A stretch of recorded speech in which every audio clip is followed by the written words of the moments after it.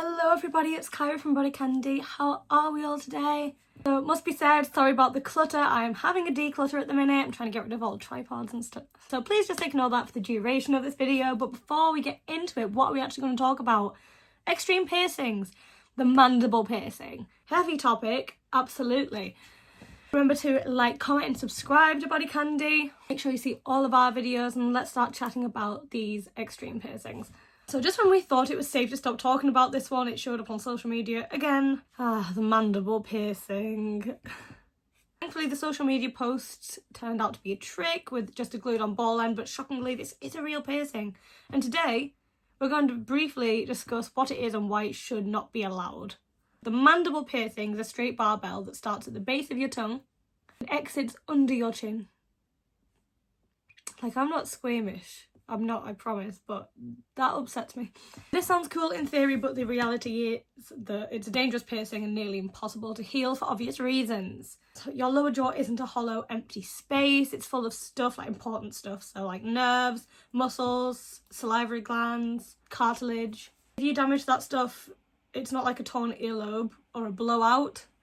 It's not going to be an easy fix, if your doctor can even fix it at all. One of the reasons this piercing rarely heals is because your jaw and tongue move constantly. Think about how often you speak or swallow or lick your lips.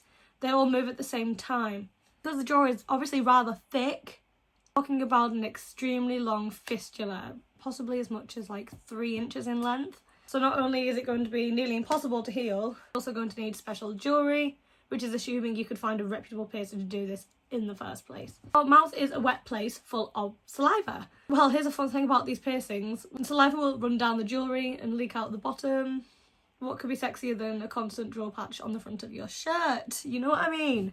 This wasn't enough. This is a seriously painful piercing to get done, once again stating the obvious. Think about how much flesh the needle has to go through, and since this piercing requires a thicker gauge barbell, you're looking at some pretty real pain. I mean, if you thought getting your lip pierced hurt, you don't need a mandible piercing.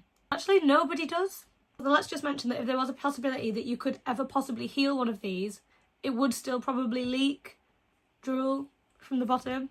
Lovely. Mandible piercings were more of a thing back in the 90s, early 2000s when BME magazine was very big. People were getting extreme piercings just to see if they were possible. One should be put in a time machine and sent back to 20 years ago. The social media post was just a fun little hoax where the person simply glued a piercing ball behind the chin. However, it has inadvertently brought this giant no-no of a piercing back to the forefront of our minds. It's fine as long as it stays in our minds and not in our mouths. The mandible piercing is a cool idea, but it needs to stay an idea. This piercing isn't safe, and if you think you want one, no, you don't. You don't. So thank you so much for watching this video. I hope you found it a little bit informative and maybe answered some questions if you've been seeing this floating around online. And don't forget to leave a like and a comment, and also subscribe to BodyCandy, and we'll talk about this kind of thing way more often. I'll see you on the next video. Goodbye.